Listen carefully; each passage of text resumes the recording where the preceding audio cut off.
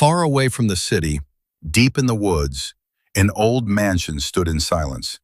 People said, inside that mansion there was a door that should never be opened.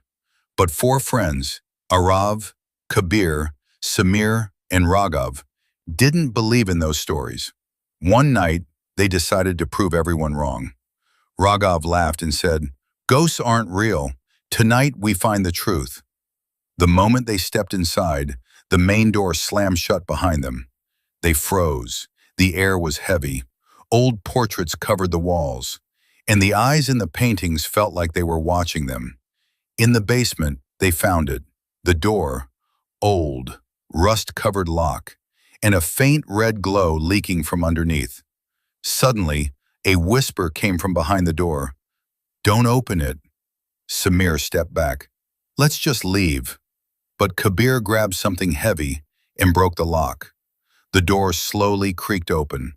Inside was a strange room, symbols carved into the walls, and in the center, an old mirror. Arab stepped in front of it. He saw his reflection, but the reflection was smiling. He wasn't. Suddenly, the lights went out. Darkness. Only the sound of heavy breathing. When the lights flickered back on, Raghav was gone. On the wall, written in blood, "Now one more." One by one, they started disappearing, and every time their reflection appeared in the mirror first, smiling, then pulling them inside. Finally, only Samir was left. He ran toward the exit, but the main door was gone, just walls. Then he heard a voice behind him. "You open the door." Samir slowly turned around, and that's not where the story ends. The next morning, villagers found 4 new portraits hanging outside the mansion. In the pictures, the 4 friends stood side by side, smiling, and beneath the frames, a message. Who's next? Outside the village, an old, broken-down mansion stood alone. People called it the Cursed Mansion. They said anyone who went inside never came back. Rahul, Aman, and Vicky, 3 best friends. Rahul laughed and said, "Ghosts aren't real. Tonight we find out the truth." Aman, a little nervous, "Bro, people say the mansion wakes up at midnight." Vicky joked, "Then let's see who's really awake tonight." Clock strikes midnight. The front door slowly creaked open on its own. Inside, complete darkness. Broken picture frames hung on cracked walls. Dust covered the floor. A freezing wind moved through the hallway. Suddenly, they turned around. No one was there. From upstairs, a whisper echoed.